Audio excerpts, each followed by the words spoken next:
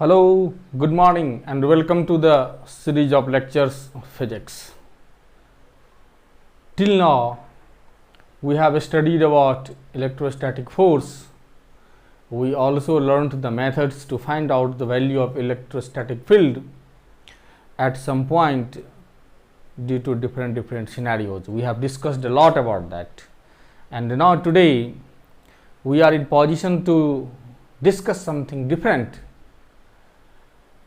with the concept of the work and the potential energy, and the particular topic will be named as the electric potential energy. तो आइए देखते हैं इस energy का क्या relation बनता है वर्क डन और पोटेंशियल एनर्जी के साथ में। तो आइए let us see. So now when we talk about potential energy, when we talk about potential energy, we talk about system, and when we talk about system, we talk about position or configuration of different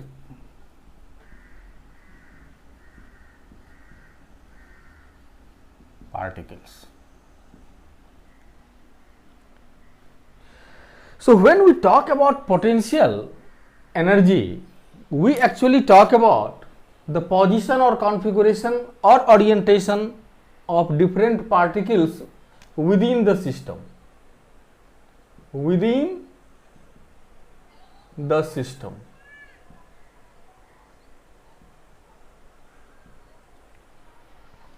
So why we talk about this, we shall discuss it in details, but before going to that, first see what happens here कि position और configuration, मतलब कि जब हम potential energy की बात करेंगे तो एक सिस्टम मुझे सोचना पड़ेगा, एक सिस्टम मुझे लेना पड़ेगा। जैसे यदि इसकी हाइट यदि अभी ग्राउंड लेवल से h मीटर है और इसके बारे में हम बात करें कि ग्रेविटेशनल पोटेंशियल एनर्जी इसकी कितनी है, तो हम और आप बताते हैं mgh बताएंगे। यदि ग्राउंड लेवल से h हाइट पे है तो ये mgh, एक्चुअली ये mgh है, किसके रेस्पेक्ट में है, किस तरीके से हम लोग निकालते हैं, जब तक ये अपने पोजीशन पे बनी हुई होगी, हर एक पॉइंट के रेफरेंस में इसकी पोटेंशियल एनर्जी कांस्टेंट रहेगी। जैसे ही इसकी पोजीशन बदल जाएगी, आइदर इट मूव्स अप और डाउन, ऊपर जाए या नीचे जाए, इसकी पोटेंशियल एनर्जी चेंज कर जाएगी बच्चों, ठीक है। तो जब भी किसी पार्टिकल के पोजीशन या कॉन्फ़िगरेशन में कोई चेंजेज आएगा, तभी उस पार्टिकल की पोटेंशियल एनर्जी चेंज करेगी। अब क्या होता है कि थोड़ा हम लोग रिवीजन कर लेते हैं। फर्स्ट की एनर्जी बोलते किसको है, तो efficiency of doing work, efficiency of doing work. तो वर्क जो है dw को हम लोग कैसे डिफाइन करेंगे, F dot D R. dw को कैसे डिफाइन करेंगे हम लोग, एफ डॉट डी आर, और it can be written as F D R cos theta, meaning that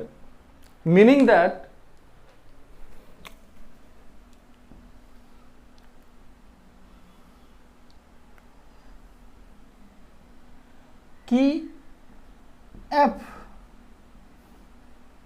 और डी आर और इसके बीच की एंगल कितनी है, थीटा। कितना है, थीटा। तो थीटा जो है वह 0 से 90 के बीच में भी हो सकता है और 90 से 180 के भी बीच में हो सकता है। इक्वल टू लगा दीजिए, इक्वल टू लगा दीजिए। तो जब यह 0 से 90 के बीच में होगा तो यह पॉजिटिव वर्क डन होगा, इसके बीच में होगा तो निगेटिव होगा, और जब इक्वल टू 90 होगा तो ये 0 हो जाएगा।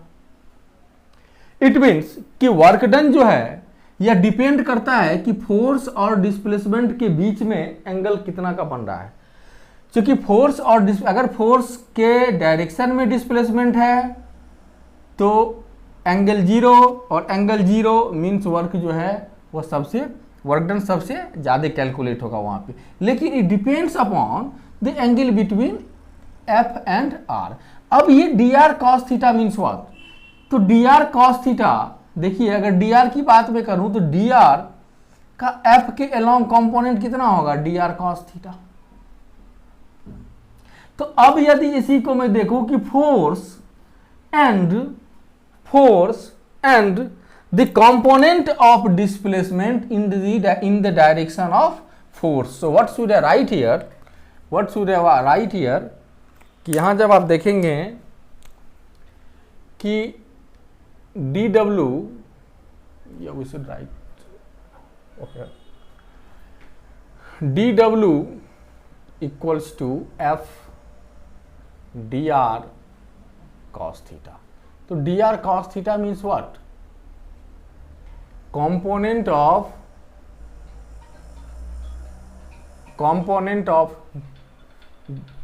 just a minute, I am getting a form.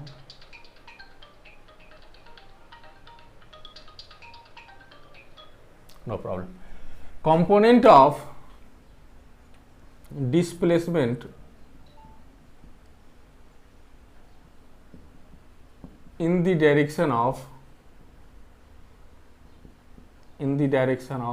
force means यदि displacement happens in the direction of force there is no issue, but if the displacement is not in the direction of force, what should we do? We must find out the displacement in the direction of force and then multiply both of them. कहने का मतलब है कि यदि displacement force के direction में है बच्चों तो आप डायरेक्ट फोर्स के साथ डिस्प्लेसमेंट को मल्टीप्लाई कर देंगे, लेकिन यदि डिस्प्लेसमेंट फोर्स के डायरेक्शन में नहीं है तो मुझे क्या करना पड़ेगा?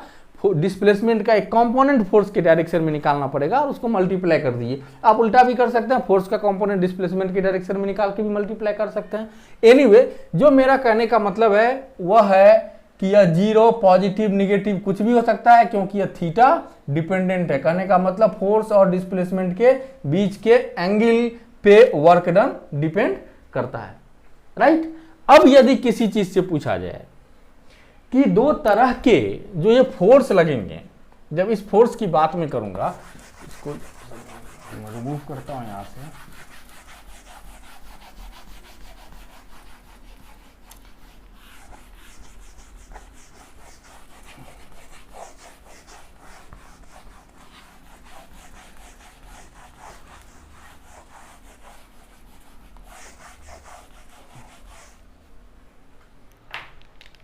तो जब मैं बात करूं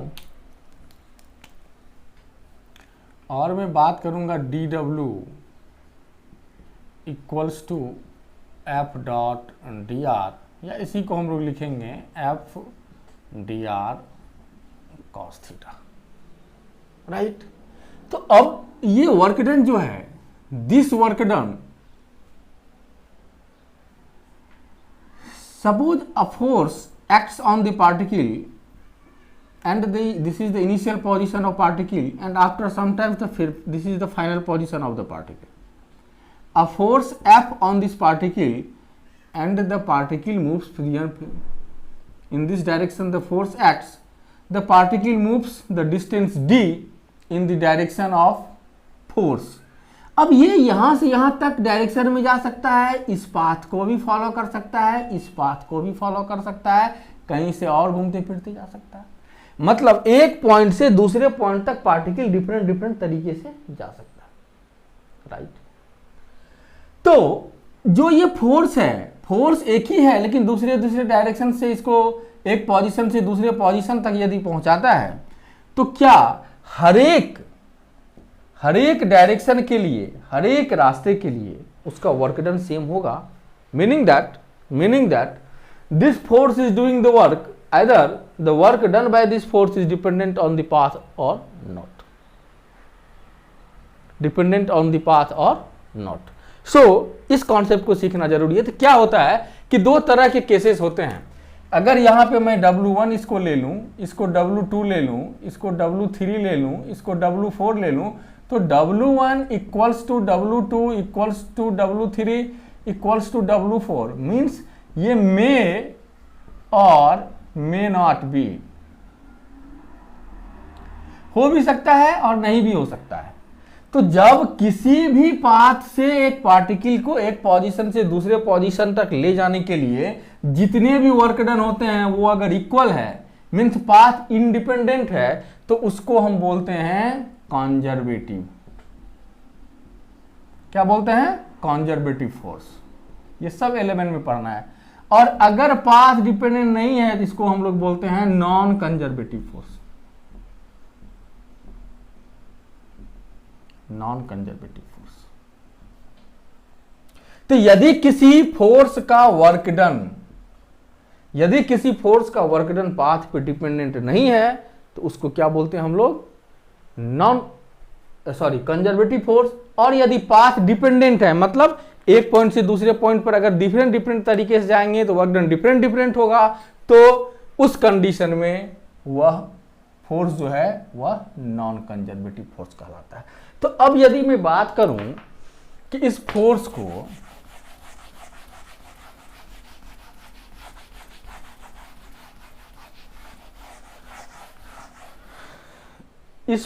की यदि मैं बात करूं तो इस फोर्स को हम दो पार्ट में यहां से बांटेंगे, right? First one conservative force and the second is non conservative। क्या है? First, work done is path independent, means एक पार्टिकल को यहां से यहां ले जाइए, यहां से यहां ले जाइए, इस रास्ते से यदि W1, यहां से यदि W2, यहां से यदि W3, तो W1 equals to W2 equals to W3 means path independent, path से इंडिपेंडेंट होता है। अब यदि इसकी बात करूं मैं तो इस केस में क्या होता है कि work done is path dependent. ठीक, यदि इसके एग्जांपल की मैं बात करूं तो क्या हो जाएगा? ग्रेविटेशनल फोर्स,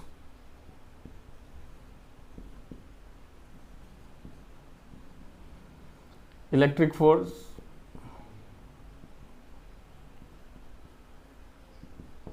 और यहां पर क्या हो जाएगा? जैसे देखिए फ्रिक्शन।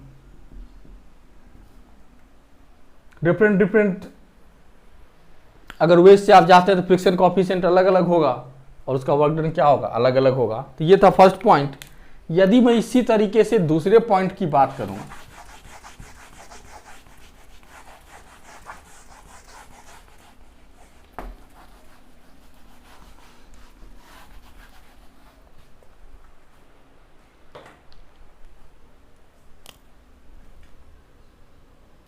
Second point,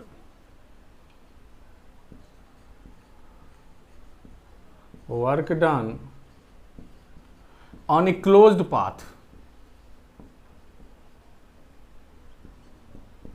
zero.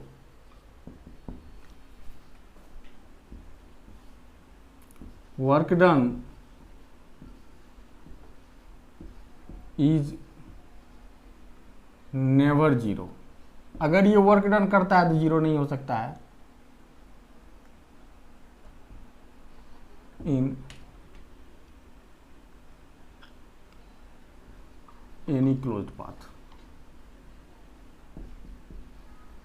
किसी भी क्लोज्ड पाथ पे उसका वर्क डन जीरो नहीं हो सकता। मतलब क्या है? देखिए कि यदि एक पार्टिकल का ऊपर फेंकते हैं, सपोज करते हैं इसको, इसकी हाइट है h, तो यहां से ऊपर जाने में mg का फोर्स किधर लगेगा? नीचे, और डिस्प्लेसमेंट किधर है? ऊपर।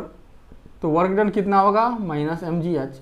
और फिर जब ये पार्टिकल नीचे आएगा तो mg का फोर्स तो इसी डायरेक्शन में काम करेगा और हाइट भी इसी डायरेक्शन में आ जाएगी, तो ये कितना होगा mgh, मीन्स यहाँ से ऊपर जाने में माइनस mgh और इस पार्टिकल को यहाँ से नीचे आने में कितना mgh। तो नेट जो है क्लोज्ड पाथ का मतलब होता है कि initial and final position is the same, कि इनिशियल पोजीशन और फाइनल पोजीशन की जब बात करेंगे तो वह सेम होगा। तो किसी भी इनिशियल और फाइनल पोजीशन के पाथ पे जो वर्क डन होता है वो क्या होता है, जीरो। इस केस में आपको नहीं मिलेगा, किसी एक पाथ पे जाइए फ्रिक्शन कुछ अलग है F1, दूसरे पाथ पे जाइए F2, मीन्स F1 जो है never equals to F2, F1 never equals to F2, ये कभी नहीं होगा। तो मीन्स F1 माइनस F2 जो होगा वो कभी जीरो नहीं होगा, ये नहीं हो सकता है, अलग अलग होंगे। अब देखते हैं कि इसका मतलब क्या होता है। अब जो मोस्ट इंपॉर्टेंट पॉइंट है जो यहां से हम डिस्कस करना चाहते हैं चीजों को,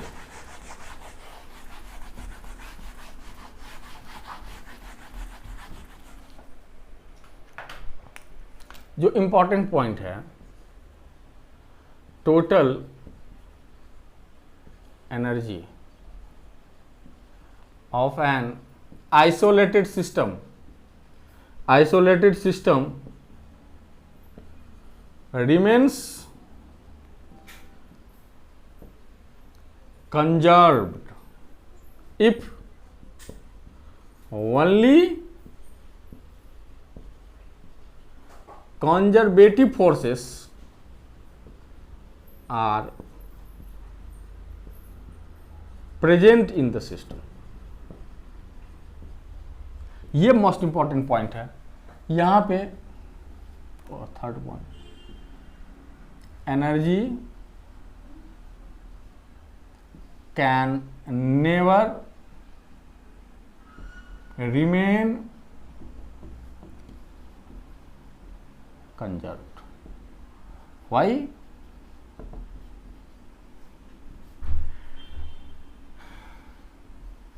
डिसिपेशन of energy happens। ये जो है एक इंपॉर्टेंट चीज है, क्या है कि total energy of an isolated system remains conserved if only conservative forces are present in the system. एक सिस्टम आप आइडेंटिफाई कीजिए, यदि उस सिस्टम में सारे के सारे फोर्स, जितने फोर्स काम करते हैं, ईच एंड एवरी फोर्स, सारे के सारे फोर्स यदि कंजर्वेटिव हैं, सारे के सारे फोर्स यदि कंजर्वेटिव हैं, तो उस केस में उस सिस्टम की एनर्जी कांस्टेंट रहेगी, कंजर्व रहेगी। यदि एक भी force non conservative force present है सिस्टम में, एक भी force, system at least one force non conservative force यदि प्रेजेंट है सिस्टम में, वहां पे एनर्जी कंजर्व नहीं रह सकती है। और आप जानते भी होंगे कि जब हम एनर्जी कंजर्वेशन के प्रिंसिपल को अप्लाई करते हैं किसी आइसोलेटेड सिस्टम के लिए, तो हम वहां चेक करते हैं कि जो सारे फोर्स है वो कंजर्वेटिव फोर्स हैं कि नहीं। यदि सारे फोर्स कंजर्वेटिव फोर्स प्रेजेंट है उस सिस्टम में, तभी उस सिस्टम में हम एनर्जी कंजर्वेशन के प्रिंसिपल को अप्लाई कर पाते हैं, अदरवाइज हम एनर्जी कंजर्वेशन को प्रिंसिपल को अप्लाई नहीं कर पाएंगे। अब नॉन कंजर्वेटिव फोर्स में ऐसा होता क्या है कि एनर्जी कंजर्व नहीं रहती है। जैसे देखिए, दो हाथ को यदि हम रब करते हैं, क्या फ्रिक्शन है, फ्रिक्शन है तो obviously it generates heat and heat gets outside, hands become warmed, and when we stop it after some time it become cold. So where actually energy went out of the system, it actually dissipate from the system, and once the energy gets dissipated from the system, it can never be retrieved back to the system। तो एक बार यदि energy किसी system से बाहर चली जाए और system में वापस नहीं आ पाए तो एनर्जी तो कंजर्व रह ही नहीं सकती है। That exactly happens when non conservative force is present in the system and it is responsible for doing work. तो फोर्स दो तरीके से, हम लोग वर्क के बेसिस पे दो तरीके से फोर्स को आज के बाद से सोचेंगे। एक को बोलेंगे कंजर्वेटिव फोर्स, दूसरे को बोलेंगे non conservative force. Conservative force का वर्क डन हर एक क्लोज पाथ पे क्या होगा, जीरो होगा, और नॉन कंजर्वेटिव फोर्स का कभी जीरो नहीं होगा। वहां पे क्या होगी, एक सबसे बड़ी बात जो होगी कि डेसिपेशन ऑफ एनर्जी होगी, यहाँ पे जो होगी एनर्जी कंजर्व रहेगी, है ना। कब? जब कंजर्वेटिव फोर्स ही सारे काम करेंगे सिस्टम की, राइट। तो अब देखते हैं कि इस कंजर्वेटिव फोर्स से क्या लेना देना है हम लोगों का। वर्क डन निकालना हम लोगों ने सीख गया। हम लोगों ने एक सीखा कि कंजर्वेटिव फोर्स है क्या, राइट। तो now we shall see that, first we shall prove that कि electric potential energy means potential energy that happens due to the position of charges, right. So when we talk about electrostatic potential energy or electrostatic potential energy, actually it should be, anyway, when we talk about electrostatic potential energy, there must be some charge that is responsible for the potential energy, and the force applied by the charged particle is electrostatic force. So first we shall see that either we are able to prove that the electrostatic force is conservative or not, then we shall move ahead. So just see, the statement is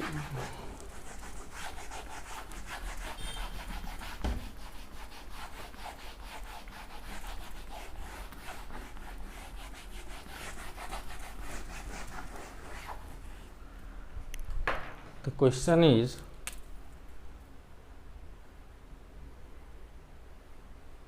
electrostatic force is a conservative force.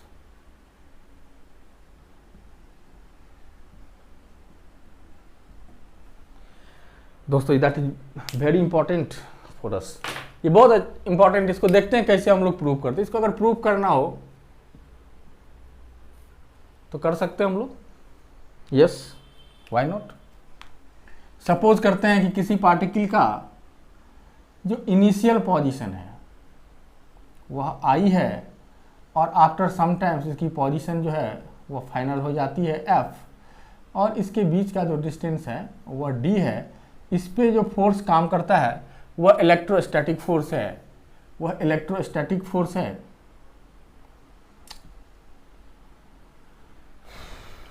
Fine.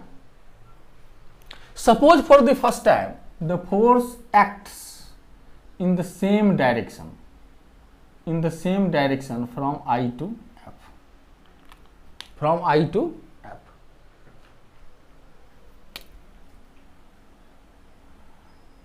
just give A and B. Force acts in the direction of A to B.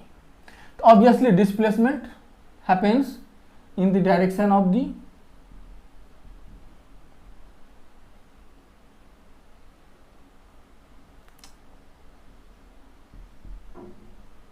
Displacement equal to D. तो force जो है वह parallel है displacement का इस case में, तो work done जो होगा वह clearly F into D. Force काम कर रहा है, डिस्प्लेसमेंट डी है। अब सपोज करते हैं कि यह पार्टिकल ए से बी पर इस रास्ते से न जा करके इस रास्ते से चला गया, राइट। इसको हम लोगों ने W1 ले लिया। अब यहां पे देखिए, यदि ये इस रास्ते से भी जाता है, इस पाथ को फॉलो करता है, A just give the name C, A C B path को फॉलो करता है, A B, A C B, A to C to B की यदि हम बात करें तो work done W2, what is this? This is force, and the displacement when this follows the path ACB, what is the displacement? Displacement is still D. Or how it is? If it is here at any point the particle has this direction, the component occurs in that direction only, that is cos theta. So in this direction also F into D means force into displacement same here. So we can write that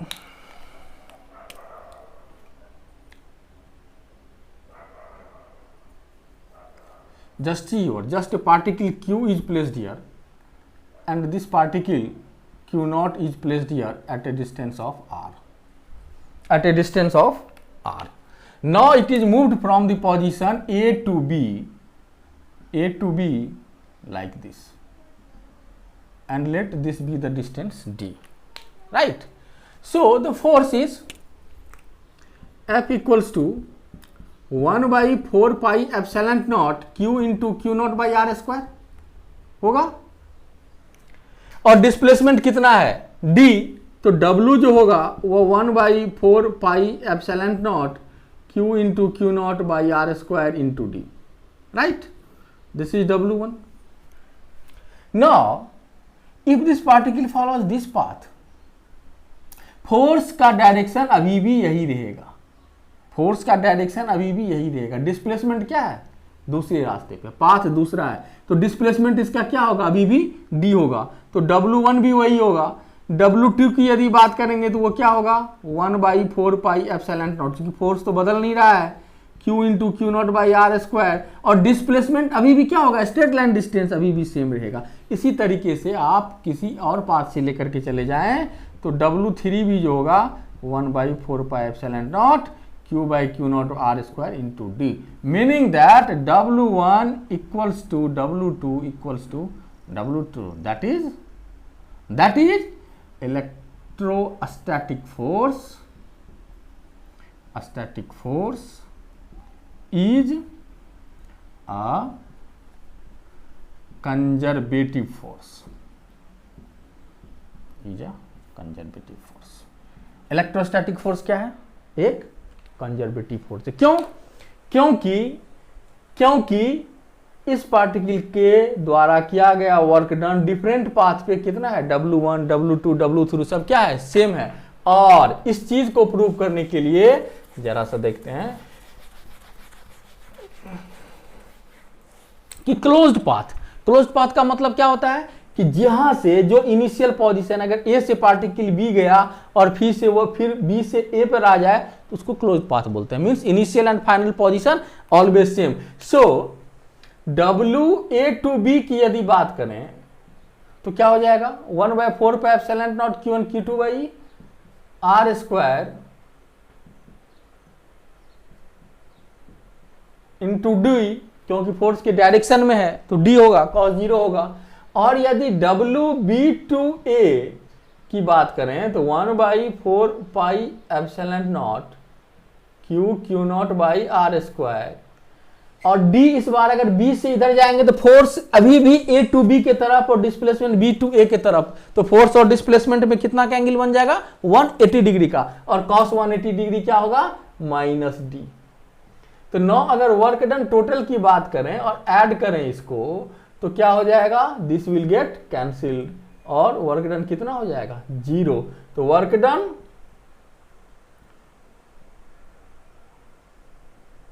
in a closed path is 0।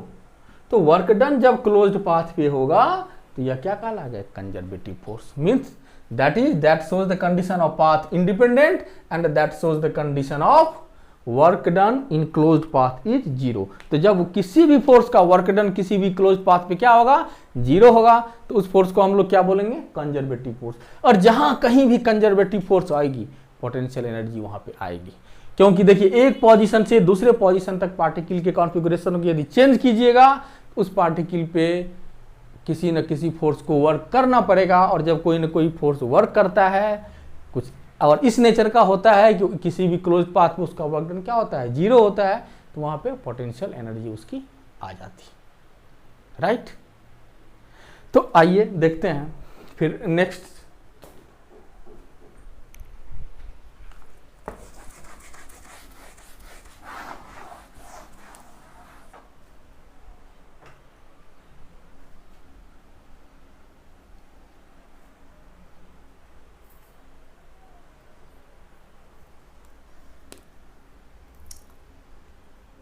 Now electric potential energy.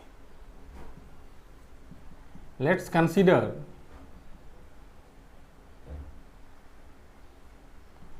a system of different charges having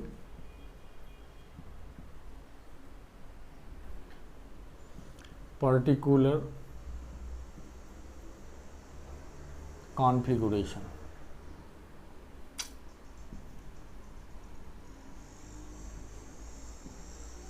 say state I.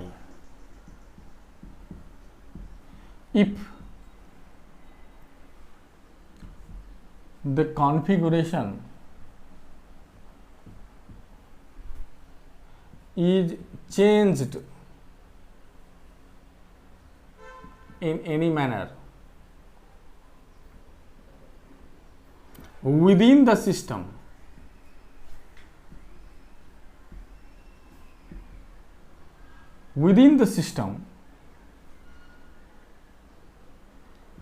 say state F, then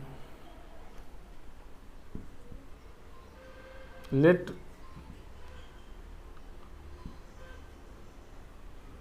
work done by electrostatic force is W. कोई भी configuration है, suppose कीजिए 3, 4, 5, अरे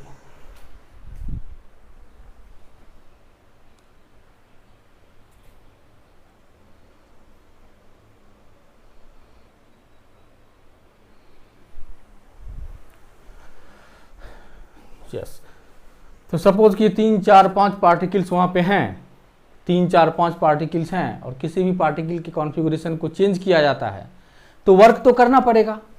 तो electric पे चूंकि interaction हर जगह है दो पार्टिकल के बीच में, तो वर्क डन जो है, work done by electrostatic force is F, then we define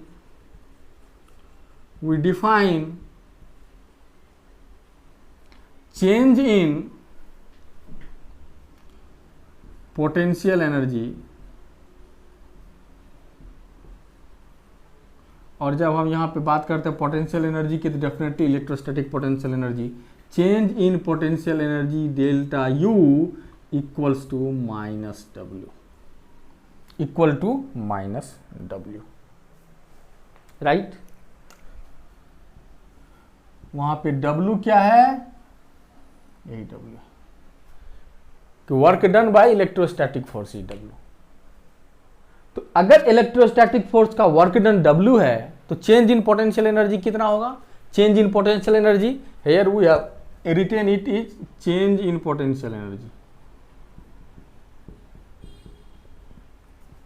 change in potential energy. अब यहां पे बात है कि यदि मैं चेंज इन पोटेंशियल एनर्जी की बात कर रहा हूं, not talking about the particular potential energy, that the potential energy of this particle is this, we can not define like that. When we say the potential energy of the particle there must be a reference point and we must say in reference to that point. If we say that the gravitational potential energy of this object having mass m is mgh, it means we are talking about the ground level. We are talking about the ground level. Suppose our reference point is at height, we shall say that the potential energy of the particle at this position is minus mgh. We have to say that because our reference point is now not at the ground level but it is at some higher point. So क्या होता है कि जब हम potential energy की बात करते हैं तो पोटेंशियल एनर्जी को चेंज के फॉर्म में दिखाना होता है। पोटेंशियल एनर्जी किसके फॉर्म में दिखाना पड़ता है, चेंज के फॉर्म में। तो क्या है, एक इक्वेशन हम यहां लिखेंगे, आइए इसको देखते हैं आगे।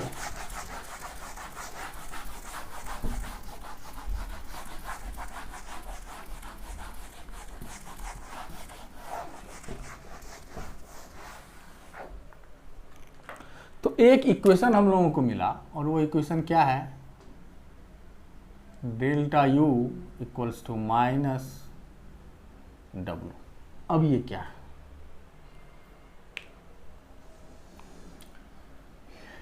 Infinity. Why we say infinity, at infinity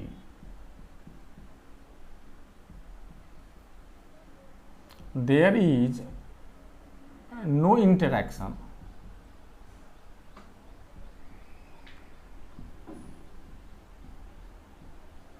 between particle, so no force, no work done. So we say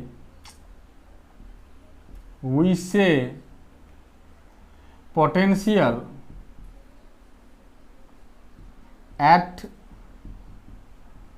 infinity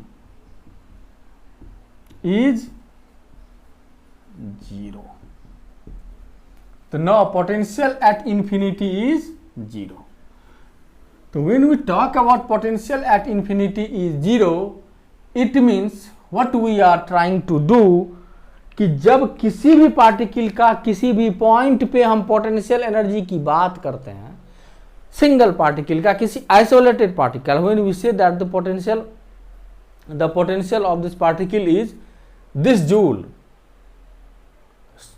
what potential energy of the particle is that particular joule, 10 joule. What does it mean? We are talking about in reference to infinity. और यहाँ infinity का मतलब क्या बच्चों कि देखिए दो particle है, दो, एक चार्ज यहाँ है, एक चार्ज यहाँ है, और ये एक दूसरे पे फोर्स अप्लाई नहीं कर रहा है, तो हम बोलेंगे इन्फिनिटी पे है।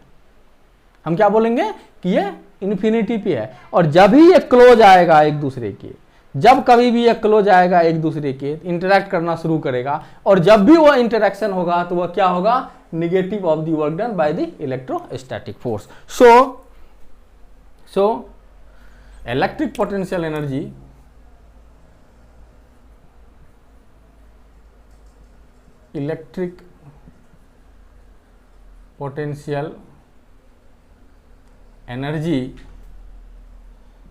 is mathematically defined as the negative of work done by the electrostatic force, right? By the electrostatic force. तो इलेक्ट्रोस्टैटिक फोर्स का वर्क डन निकालिए और उसका निगेटिव कीजिए, तो वह क्या कहलाएगा, change in potential energy. Change in potential energy, change लिखिए,